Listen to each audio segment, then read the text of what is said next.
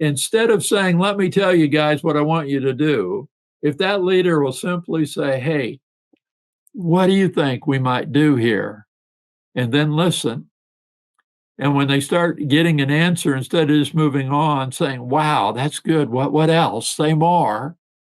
They will have moved from being the leading by teller, the leader by telling, to the leading with questions leader with just these 4 questions.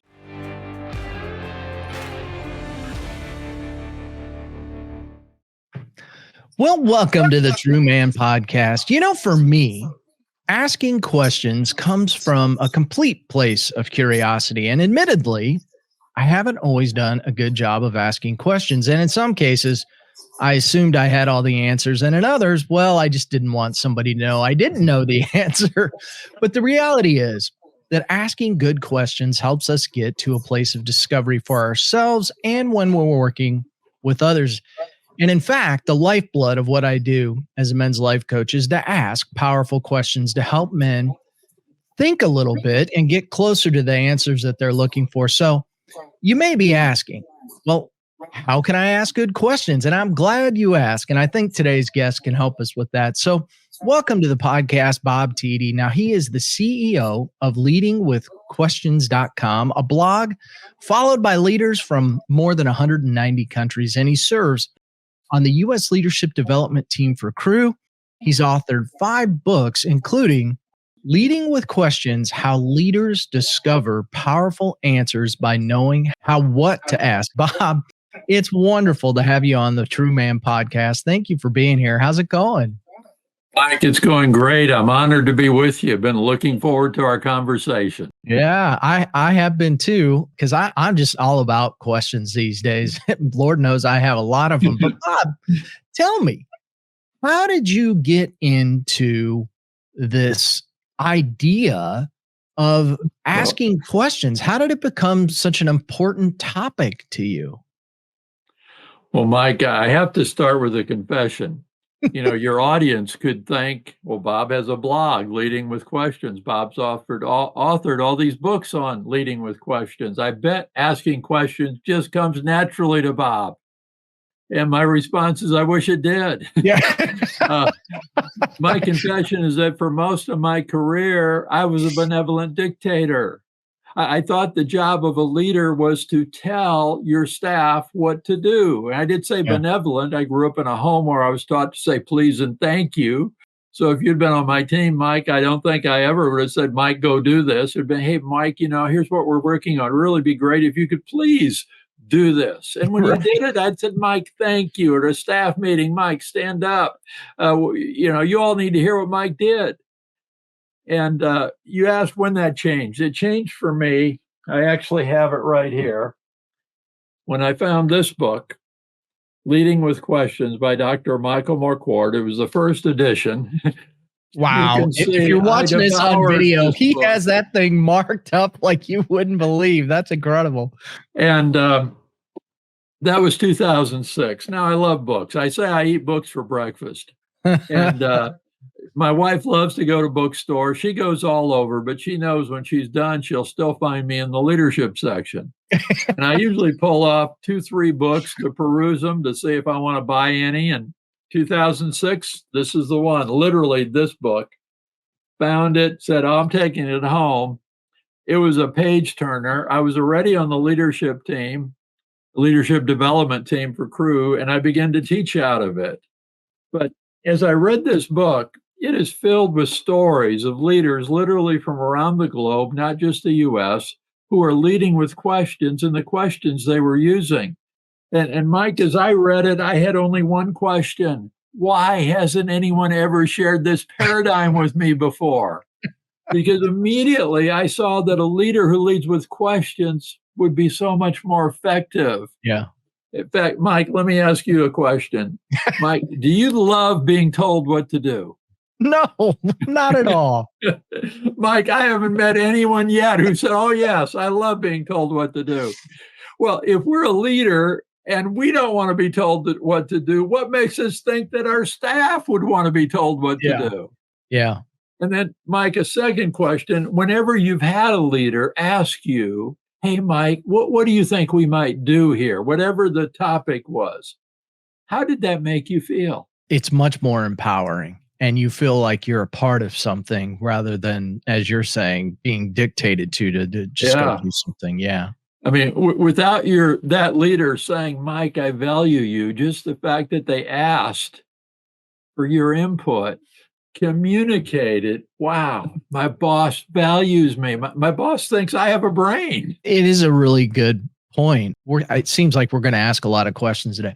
So how much more would get done in organizations or just in life? Like, as a father, if you were talking with your children, how much more could get done at your home or in your business Oh, by starting with a question rather than a demand, if that's the right word? yeah.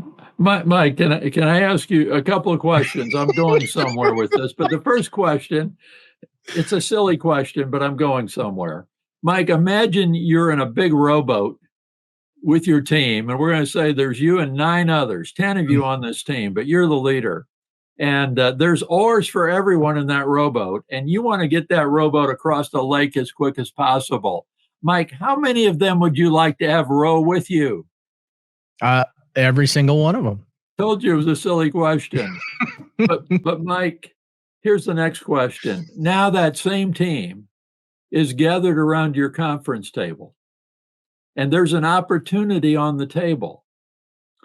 Now, listen carefully. If you're a leader like I used to be, the benevolent dictator, and you think it's your job to figure out how to take advantage of the opportunity, and then their job to do what you tell them to do, how many mental oars are in the water trying to figure out what to do? Your one finger up, so I guess I better say one. Only you. Yeah. Only you. But Mike, if you're a leader who leads with questions, so you share the opportunity and then you look around the table and you say, hey, gang, what do you all think we might do to take advantage of this opportunity? Yeah. Now, how many mental oars are in the water? They're all in. Yeah. Mike, as you hear their ideas, what is the probability that hearing 9 others share their ideas that you might hear an idea better than anyone you'd thought of? 100%. That involvement is priceless, Bob. And you know Yeah. what's interesting? I did a poll recently. I was on it, and we were talking about asking powerful questions. And one of the things that came up, and I'm kind of curious if you've found this, people talk about organizations that are innovative. They love to toss around this word innovation, but they like to think they're innovative without asking questions, apparently, because the feedback that I was getting from people was, well, they kind of assume that I'm supposed to know the answer. And if I ask a question, well, I mean, my job's on the line. Like, I'm supposed to know what I'm doing. And I'm like, how are you an innovative organization if you guys aren't asking one question after the other? Have you experienced the same conversation? Well, yes, yes. I mean, it's a cultural thing. And if in an organization, if it's a culture where asking questions is valued, then there's incredible freedom to ask and contribute. But if you're in a culture where answers are valued, and it's like, I better only open my mouth if I think I have the right answer, well, then most mouths are quiet, are closed, because I have an idea, but I'm not sure it's the right one, the best one, so I better just be quiet. And consequently, organizations lose out. Just like in my question, you can go with just the boss's idea. The boss may have a great idea, but if that boss, that leader, will ask the whole team, it's not guaranteed, but the probability is he's going to hear or she's going to hear ideas better. Yeah. Then when you create a collaboration where that whole team starts contributing, now the idea that team's going to execute is owned by the team. And ownership to execution is so valuable. I mean, if the team is sitting there and they're thinking, Well, Mike's the boss. I think his idea is not very good, but he signs our paycheck, so we better do what Mike says. Their hearts really aren't in it. And if it doesn't work, they come back to say, well, I didn't think that idea would work anyhow, because they had no ownership. This topic is just so fascinating. I could go down so many rabbit holes, but I love talking about business. But how does leading with questions, how can it help a man in his own home leading his family or having a better relationship with his wife? Mike, I think it works in every relationship. Every relationship. I'm thinking of one of my granddaughters. She is now 16, but when she was 2, she was really shy. She's not shy anymore. And one of the things that allowed her and I to connect is she'd come running by as a 2-year-old, and I'd grab her and I'd say, Claire, can I ask you a tough question? And that would get her attention. And then I would ask her a question. Now, those questions for a 2-year-old weren't tough. Yeah, right. But after a while, when she saw me, she'd run over and say, Grandpa, ask me a tough question. And it just allowed us to connect. And one of the things I was visiting with my daughter just this morning, the mother of that granddaughter. And she said, Dad, you started asking the kids, they have 2 of them, instead of, hey, what'd you learn in school today? You started asking them a long time ago, what question did you ask today? Oh. And she said, Claire at 16 loves asking her teachers tough questions. When her hand goes in the air, she said the teachers kind of say, okay, Claire, roll their eyes. And but she's learned the value. Mike, in every relationship, I'm not a psychologist. I can't explain all behind the curtain why this works. It's just interesting. We think the way in which I could make somebody trust me is if I told them all the wonderful things about me. Well, if I monopolize 80% of the conversation, the other person across the table isn't actually thinking what a wonderful guy Bob is. But if I'll ask a question that allows them to do 80% of the talking, it actually results in them feeling trust to the person who asks and now listens. And so in building a relationship, one of the things I try to monitor is how much am I talking and how much am I listening? Mm-hmm. Because listening is what deepens relationships. And of course, I think sometimes when people think questions, it's a part of our education system, a negative part, I think, where we think we don't value the question, we value the answer. And we don't like questions because in the education system, questions are always a test. And so if we are thinking that way, then it's like even in conversation, we're hesitant to ask questions because we're thinking we're putting somebody on a spot. Well, I'm not a fan of I never ask it. I don't ask questions to ever embarrass someone to reveal what they don't know, but rather to ask questions that allow them to reveal what they know that I don't know. And that creates trust in relationships. Yeah. And I think so much of this comes down to, and you talk about this in the book a little bit, asking the right questions. I remember as a child, I was introverted, and I talk about this a little bit. I started wearing glasses back then. That wasn't a common thing for a child to do. And where I fell victim was not the 4-eye thing. People would come up to me and say, wow, you must be smart. You wear glasses, right? And so, well, you can't ask a question if you're wearing glasses and people think you're smart, right? But I remember incident when I was all the way back in 3rd grade. It's funny how certain things stick out in your mind, right? Where I blurted out and the teacher said, why did you do that? That never happened again. Right. And it was the form and of the question and the tone of the question that sticks out to me today. It was not, and I'm not being critical of her. She was a wonderful lady, by the way, but it was the tone and the form of the question that had an impact on me really all the way into my adult life. Because I was never going to get caught blurting out again. And so talk about the importance of asking appropriate questions.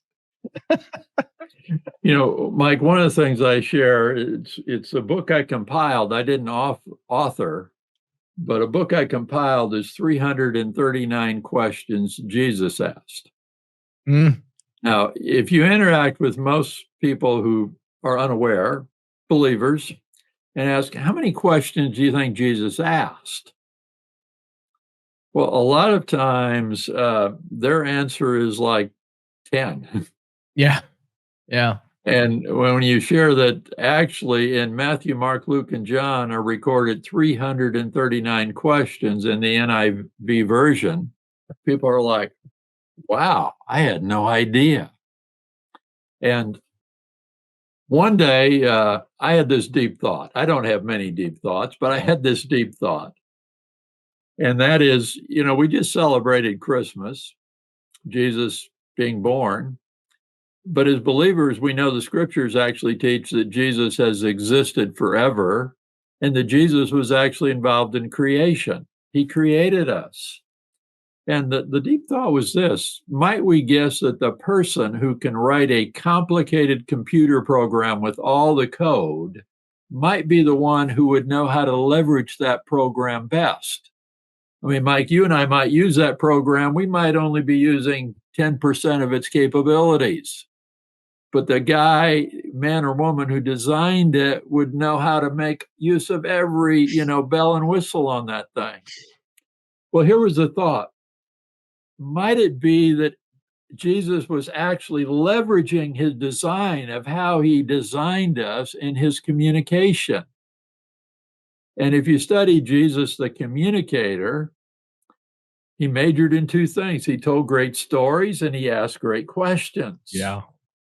And I'm fascinated with the fact that when we hear a great story, without writing it down, without saying, oh, I got to memorize this, stories are just sticky. We hear them and we remember them. We could repeat that story not only the next day, perhaps even years later, if it comes to mind in a conversation. Yeah. Might Jesus have known that? Yeah. And then the second thing, questions.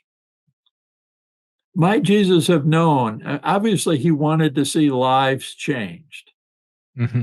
Might Jesus have known that to ask a question where they would come up with the answer had a greater probability of creating change because they ended up thinking was their idea than if he said, let me tell you.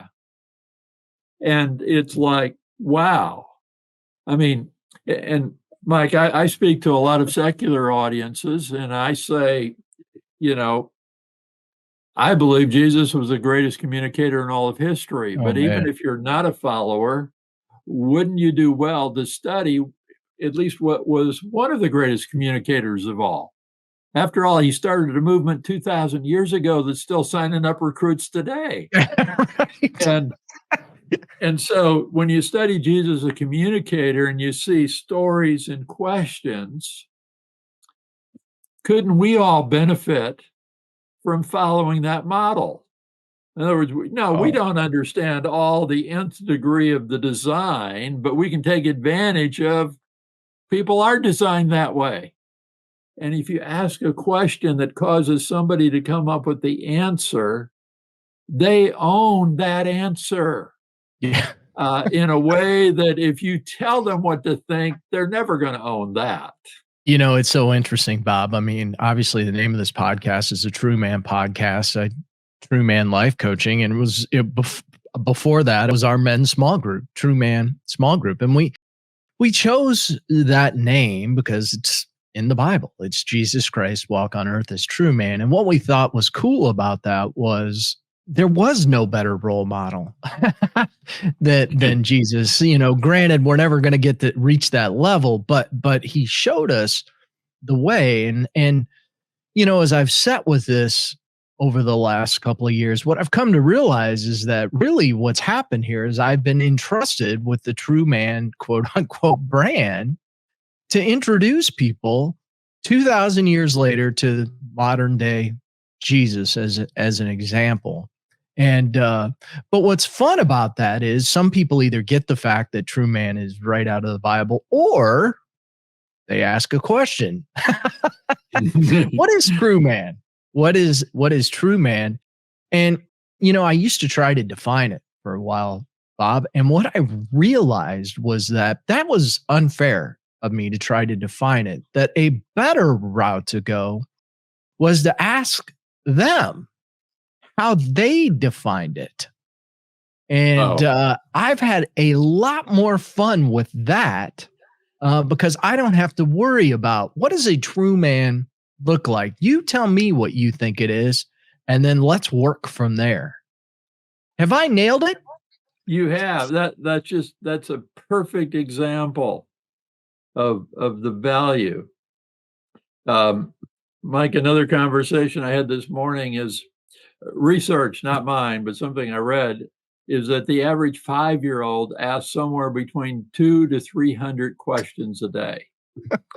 The average college graduate, only 20. And I just imagine, here's little Johnny entering kindergarten, and he's asking question after question after question. And the teacher is saying, Johnny, I'm the teacher. My job is to ask the questions. Your job is to answer them. Well, he doesn't get it immediately, but by the time he goes through those 16 years of education, he gets it that my job is to answer, the teacher, the professor's job is to ask. And I haven't found any place, there must be some place, but I haven't found any place where students are taught the value of questions and are taught how to ask better questions. But the key to succeeding as a leader, to increase your leadership effectiveness, is learning the skill, the ability to ask questions. When you were saying that, I was thinking to myself, what has not teaching that cost us? Right? There's a cost up with it. Mike, you talked earlier about companies claiming to be innovative, but not having an innovative or questioning culture. It's the ones that have a questioning culture and it starts with the leader asking questions, the leader encouraging questions, the leader using things like, one technique I share is question storming. You've heard of brainstorming, but here's an opportunity. Gang, up on the whiteboard or flip charts or whatever, we're not going to stop until we have 50 questions we might want to ask or know the answer to regarding this opportunity. I like that. And then once you have the 50, now we can vote. What are the top 5?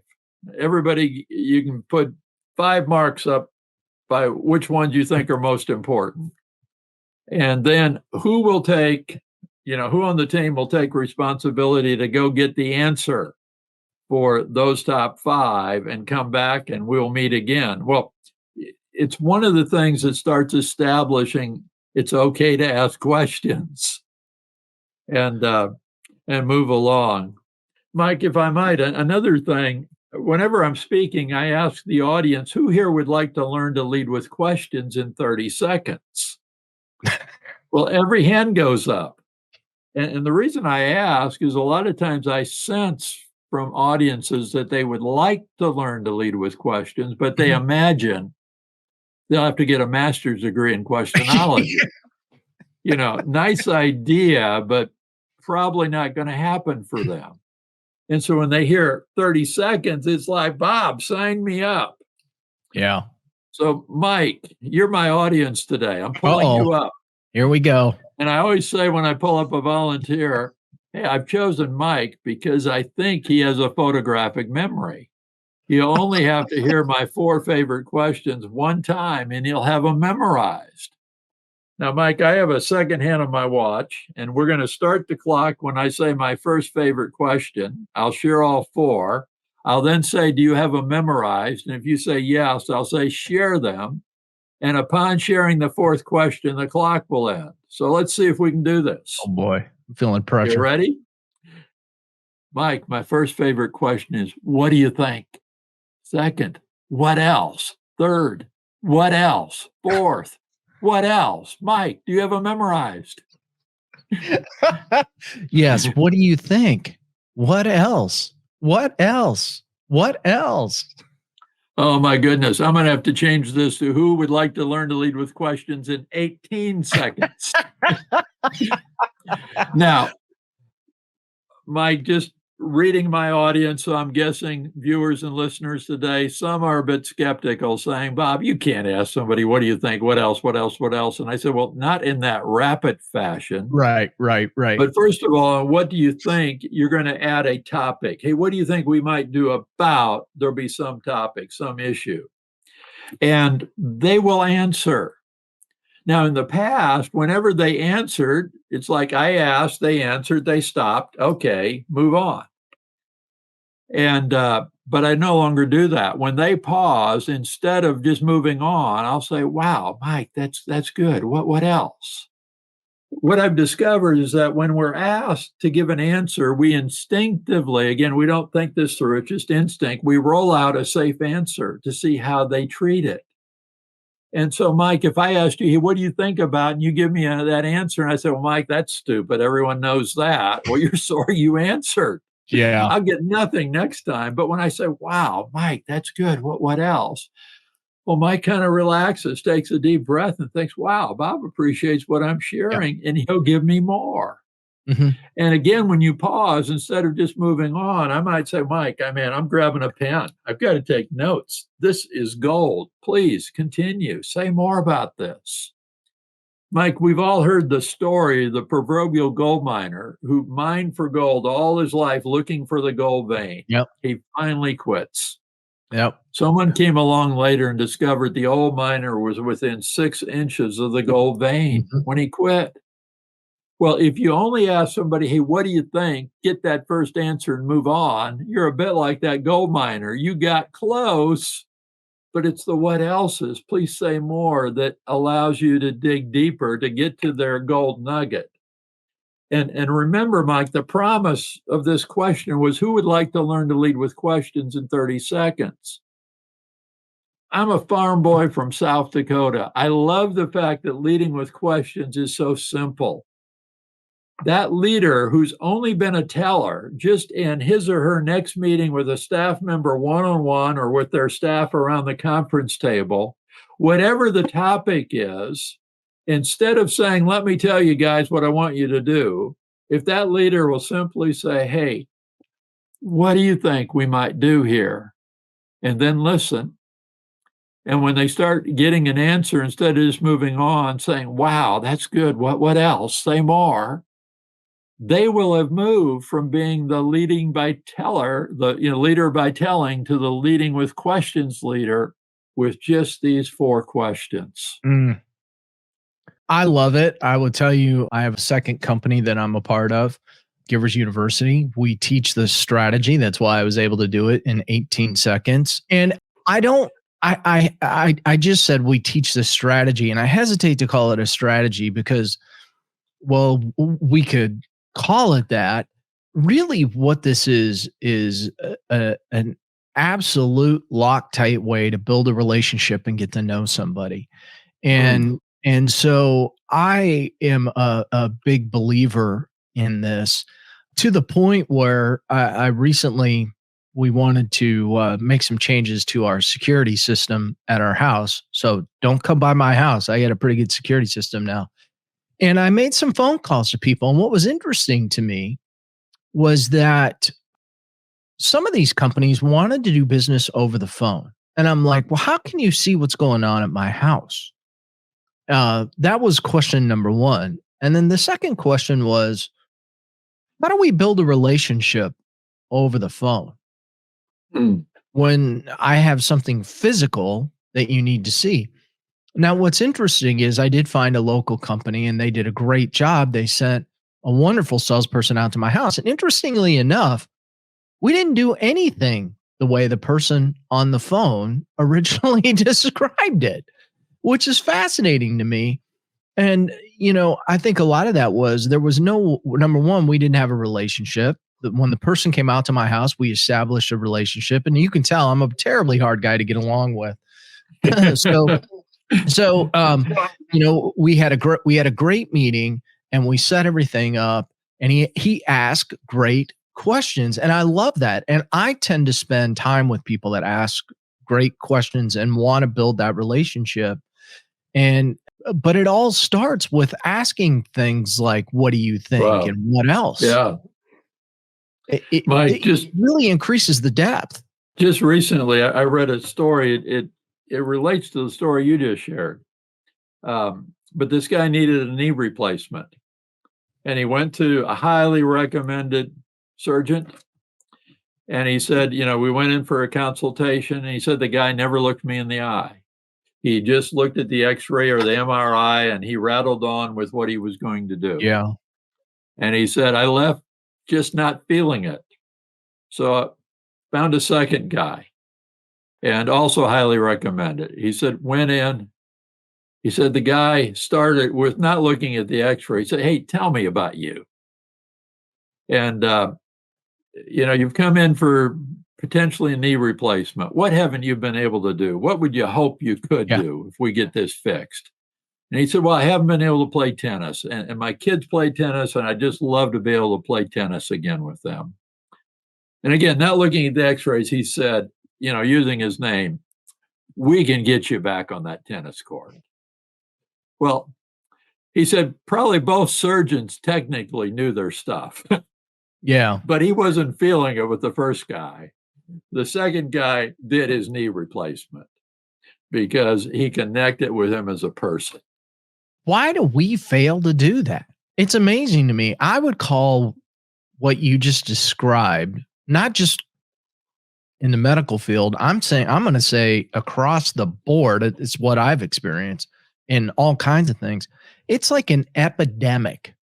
Like I got a job to do and they're reading a script and they're going through it and like you don't even matter. Does it feel like to you that this is getting worse? Yeah, I think so. but Mike, you and I, again, whenever we hear these what I call bright light stories, the story of you did find the security company that sent the guy out, and it's like, wow. And I think as salespeople, on my blog, we've posted a number of guest posts and excerpt from books of those in the sales profession who are doing it by relating to people, by asking powerful questions that actually connect, and who understand that if I get in front of a customer and I do all the talking, the chance for the sale actually diminishes. If I get with a customer and I ask some powerful questions that allows me to get to know them, allows them to share about who they are, what need they're trying to meet, and I listen, it's like the sale is almost guaranteed because they trust me. And when you see that paradigm shift, Mike, let me go another direction here just for a moment to illustrate something. I've been using this in one of my talks. Are you aware that the FedEx logo has a hidden symbol in it? Yep. Oh, well, I am. It's an arrow. It's an arrow. Yes, there's an arrow in there.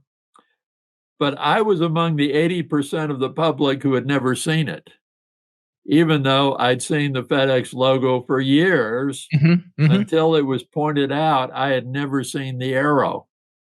Now, once you see it, Mike, you can never not see it again. Yeah. And that's true. I'm driving along in my car and the FedEx truck goes by and I always smile because I now see the arrow. But I was the 80% that hadn't. And you're thinking, okay, where are you going with this, Bob?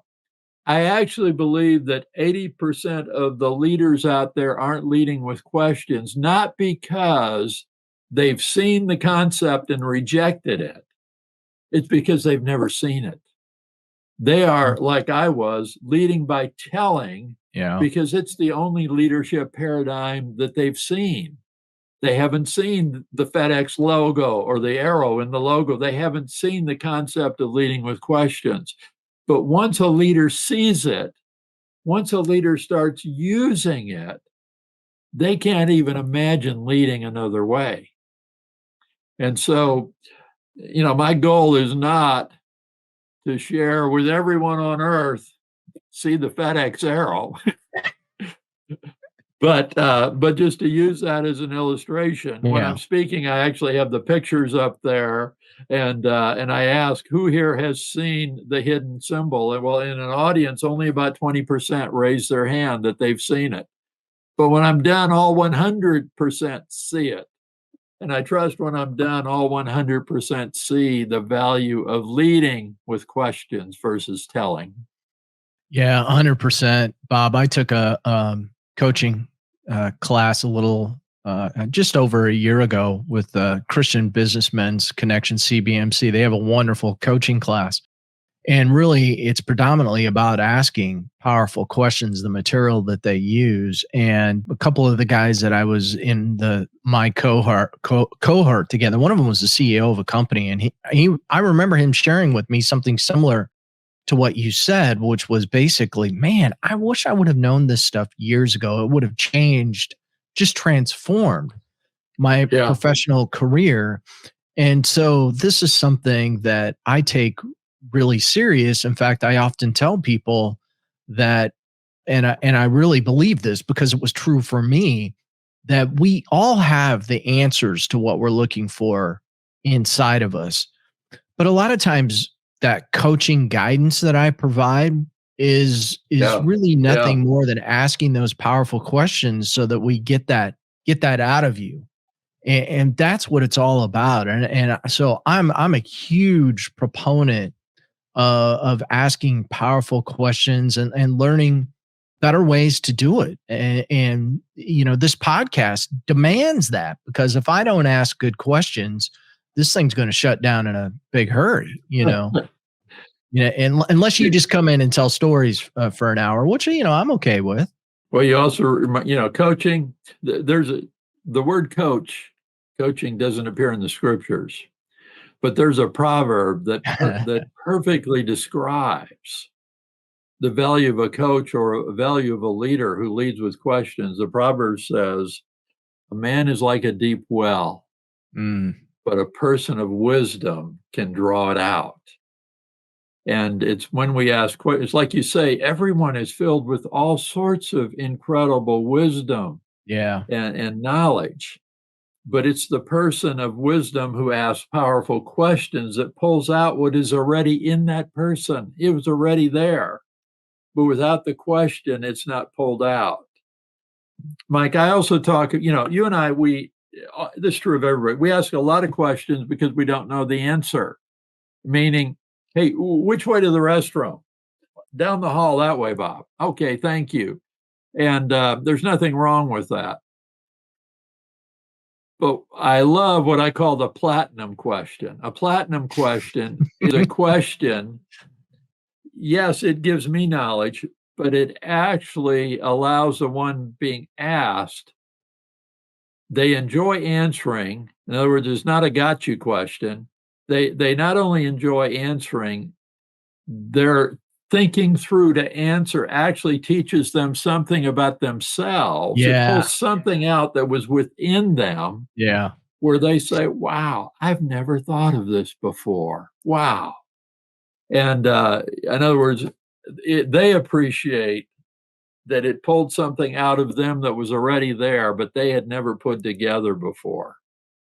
And so finding those platinum questions can be just, well, platinum. I was going to say gold, but that would devalue it. I agree with you. I mean, and there's nothing better I've found And when you ask that question and you see somebody's eyes light up because they found a thought, they've got something that hasn't been there before that they've discovered just because you took the time to get to know them and ask a question. Yeah. And sometimes it's a question. I have this, I bet, Bob, I bet you have this all the time, where somebody will give me a verse out of scripture, and one time I'll read it and see it one way, and the next time I'll see it another based on a situation.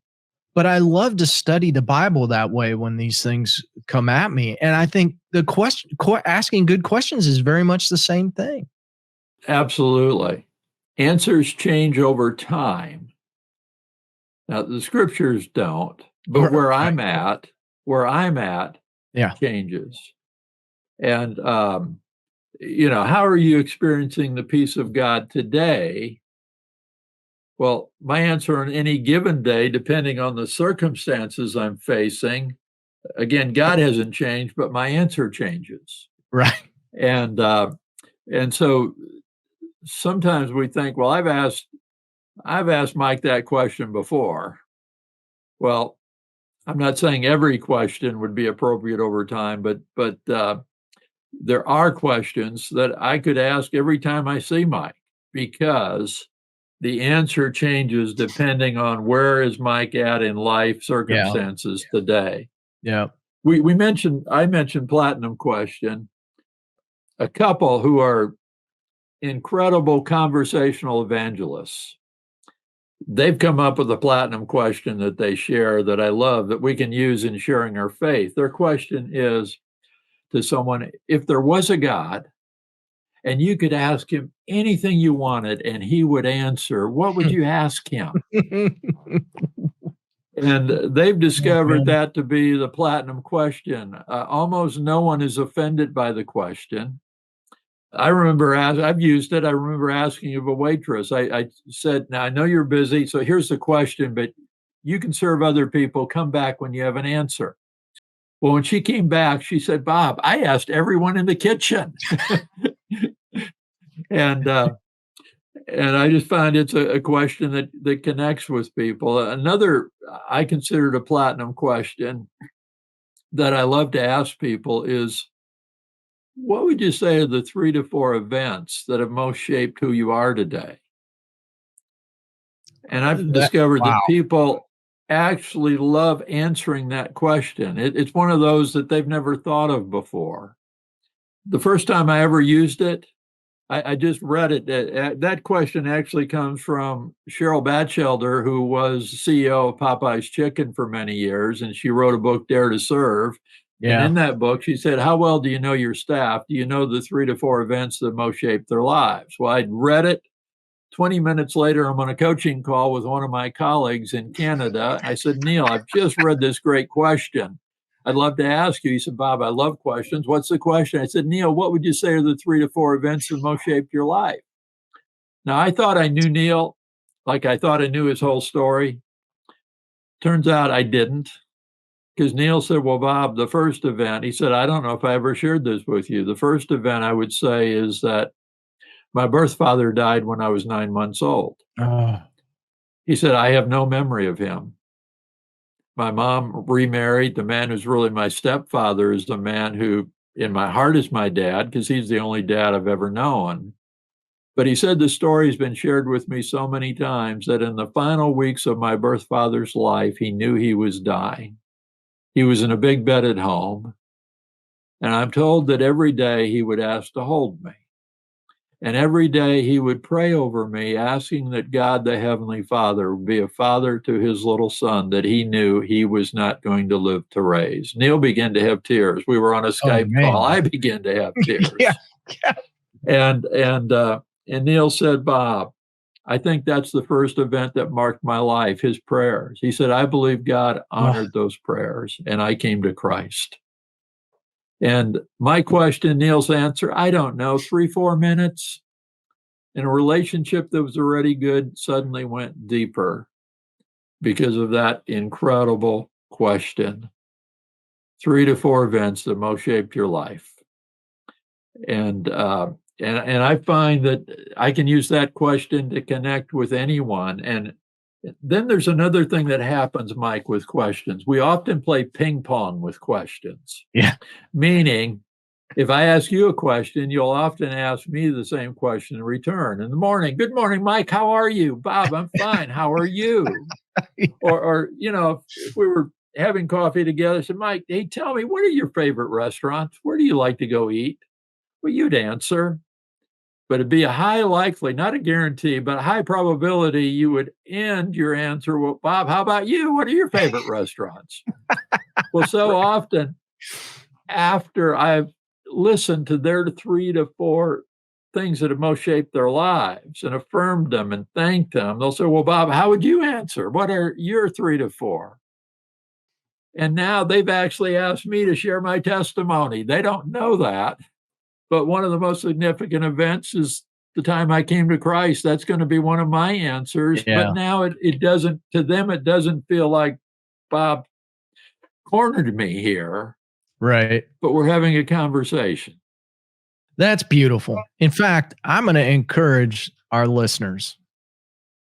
Send me an email to mike@truemanlifecoaching.com and let me know, what are the 3 or 4 events that most shaped you and your lives. And Yes. if that's something that you want to have a conversation about, let me know. And you can get on my calendar and we'll have a conversation. And I'd love to hear. I've never done that before. So thank you, Bob, for that. That's such a powerful question. And it's a great way to wrap up today. So as we do that, let me ask you a question, Bob. Did you have a good time on the podcast today? Amen. Yes. Mike, you're a great host. Bob, let everybody know how they can get a hold of your books and find you and your website and get a hold of this fantastic blog that came the other day. Yes. It had 300, it had a question for every day. The current post, yes, 366, because we're in a leap year. We're in a leap year. So year. So 366 questions you can ask. Well, my blog is leadingwithquestions.com. Just run the words together, leadingwithquestions.com. Once you get there, if you'll cursor towards the bottom, there's a place to enter your email address and then click on subscribe, and you'll instantly be subscribed. Subscribing is free. You'll be joining those leaders from 190 countries who are committed to increasing their leadership effectiveness by learning to lead with questions. So again, leadingwithquestions.com. And then once you're there, I've written 5 free ebooks. They're actually available in multiple languages. So if you have friends whose preferred language is other than English, 2 of them I've actually done the audiobook for, and they're all available for free. Again, if you go to leadingwithquestions.com, at the top, one of the words you can click on is books, and it will take you to that part of the website where you can request the free download of any or all. And then my newest book, it's a whole nother story, but it's the 3rd edition of Leading with Questions, co-authored with Dr. Michael Morquart. As I shared earlier, it was his first edition that changed my leadership forever. We became friends. When he did the 2nd edition, he asked if I'd endorse it and if he could list Leading with Questions as a recommended resource. It was like, of course. And about 2 years ago, he called and said, Bob, would you co-author the 3rd edition with me?